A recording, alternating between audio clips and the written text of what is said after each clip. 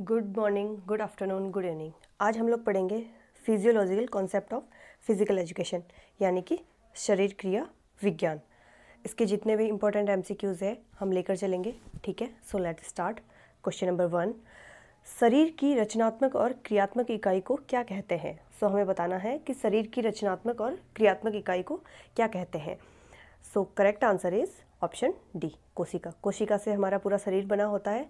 सो शरीर की रचनात्मक और क्रियात्मक इकाई को कोशिका कहते हैं। Option D is the correct answer, cell. कोशिका को इंग्लिश में सेल कहते हैं। क्वेश्चन नंबर 2, मानव शरीर में पावर हाउस किसे कहते हैं? सो मानव शरीर में पावर हाउस बताना है आपको, इनमें से किसे कहा जाता है। सो इसका करेक्ट आंसर है माइटोकॉन्ड्रिया। आपको कल भी कहा था कि आप लोग अपना स्कोर कमेंट बॉक्स में ज़रूर से बताएं। आप साथ के साथ देखते चलें कि आपने कितने क्वेश्चंस करेक्ट किए हैं, कितने क्वेश्चंस आपको नहीं आ रहे हैं, कहाँ पर आपको प्रॉब्लम हो रही है। सो आप कमेंट सेक्शन में बताते चलें, जिससे कि पता रहे कि और क्या टॉपिक्स हमें कवर करने हैं, क्या हमें नहीं पढ़ना है, क्या हमें किन टॉपिक पर हमें और ज़्यादा फोकस करना है स्टडी के लिए। So that's why. Question number 3, कोशिका की खोज किसने की? अब आपको बताना है कि कोशिका की खोज किसने की। So correct answer is option B, Robert Hooke ने की कोशिका की खोज। अगर आपको ईयर भी पता होता तो भी आप ये क्वेश्चन सॉल्व कर सकते थे। 1665 रॉबर्ट हुक ने कोशिका की खोज की। मैडम क्यूरी ने किसकी खोज की थी? प्रिज्म नाम की कोई वो चीज़ थी जिसकी मैडम क्यूरी ने खोज की थी, ठीक है।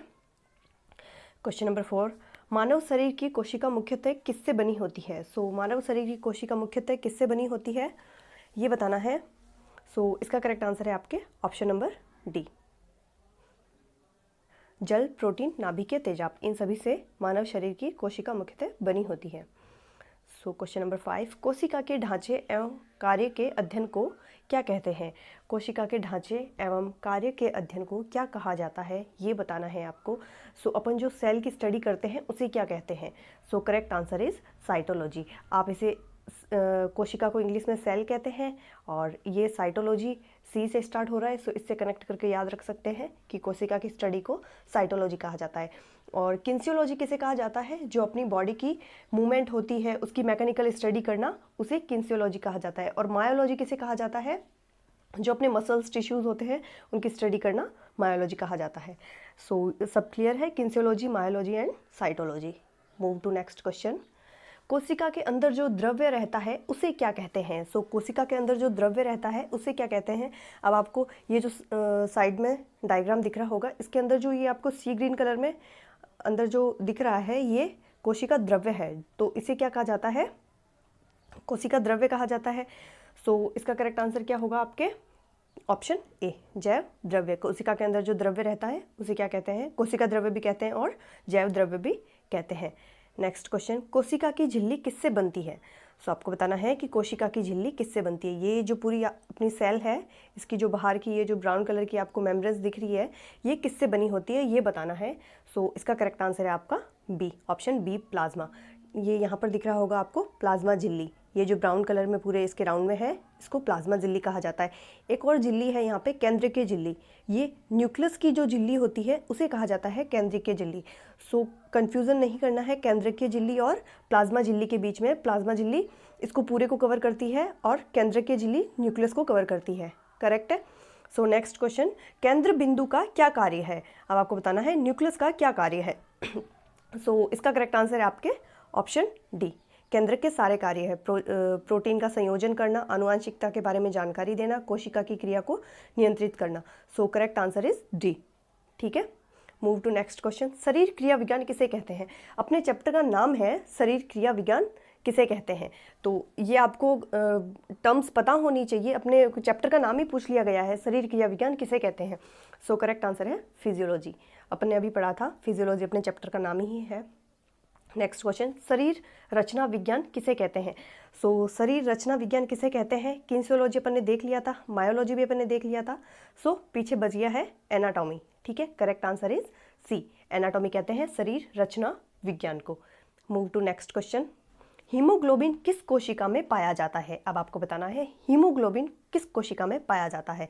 सो इसका करेक्ट आंसर होगा आपके ऑप्शन बी, रक्त, लाल रक्त कणिकाएं, आरबीसी, जिनमें हीमोग्लोबिन पाया जाता है। इसी की वजह से ये रेड दिखती है, ठीक है। नेक्स्ट क्वेश्चन है, लाल रक्त कणिकाओं में हीमोग्लोबिन से क्या तात्पर्य है? जो लाल रक्त कणिकाएं हैं, जो अपनी आरबीसी है, इनमें हीमोग्लोबिन से क्या तात्पर्य है, ये पूछा है आपसे। तो इसका करेक्ट आंसर क्या होगा? ऑप्शन नंबर, इसका करेक्ट आंसर आपकी क्या होगा बताइए? इसका करेक्ट आंसर होगा option number D, protein and iron. ये हीमोग्लोबिन एक प्रोटीन होता है अपने आरबीसी में, जो कि ऑक्सीजन पहुंचाता है पूरी बॉडी के पास, O2 पहुंचाता है। एंड ये कई बार सुना होगा कि एनीमिया की प्रॉब्लम हो जाती है, जिसमें कि खून की कमी हो जाती है, तो हमें आयरन लेने के लिए कहा जाता है ज़्यादा। इससे आप रिलेट कर सकते हैं, प्रोटीन आयरन ये दोनों होते हैं हीमोग्लोबिन में। मूव टू नेक्स्ट क्वेश्चन, लाल रक्त कोशिकाओं को किस नाम से जाना जाता है? आपको बताना है कि लाल रक्त कोशिकाओं को किस नाम से जाना जाता है। जो आरबीसी, डब्ल्यूबीसी एंड प्लेटलेट्स, ये 3 चीज़ें होती है अपने ब्लड में। आरबीसी को किस नाम से जाना जाता है? Correct answer is anthracite. Option number A is the correct answer, anthracite. ठीक है, मूव टू नेक्स्ट क्वेश्चन, लाल रक्ताणुओं का जीवन काल होता है। बताना है कि लाल रक्ताणुओं का जीवन काल क्या होता है। बहुत इजी क्वेश्चन है, option A is the correct answer, 120 days. Next question, शरीर अपने आप को ठंडा रखने के लिए कौन सा महत्वपूर्ण साधन अपनाता है? बॉडी अपने आप को कूल रखने के लिए मतलब इनमें से कौन सी एक्टिविटी अपनाती है, ये बताना है। थकान होने से बॉडी कूल कैसे हो सकती है? गर्मी भी लग सकती है।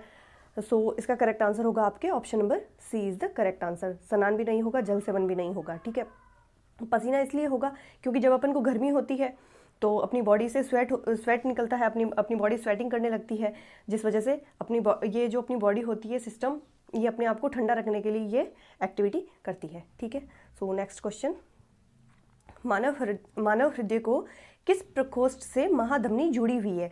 अब आपको बताना है कि मानव प्रकोष्ठ जो अपना हार्ट होता है, ये हार्ट का डायग्राम है, आप यहाँ देख सकते हैं। ये जो हार्ट है, इसमें जो महाधमनी है वो किस प्रकोष्ठ से जुड़ी होती है? प्रकोष्ठ ये 4 पार्ट में डिवाइड कर रखा है अपने हार्ट को, लेफ्ट राइट ऐसे करके, है ना। आपको बताना है, इधर राइट हो जाता है और इधर लेफ्ट हो जाता है। और ये जो है ऑर्टा, ये है अपनी महाधमनी। ये जो ऊपर 3 ट्यूब्स दिख रही है रेड कलर में, ये है ऑर्टा, इसे महाधमनी कहा जाता है। ये यहाँ पर हिंदी में भी देख सकते हैं नीचे, इसे महाधमनी कहा जाता है। ये किससे कनेक्ट है ये बताना है।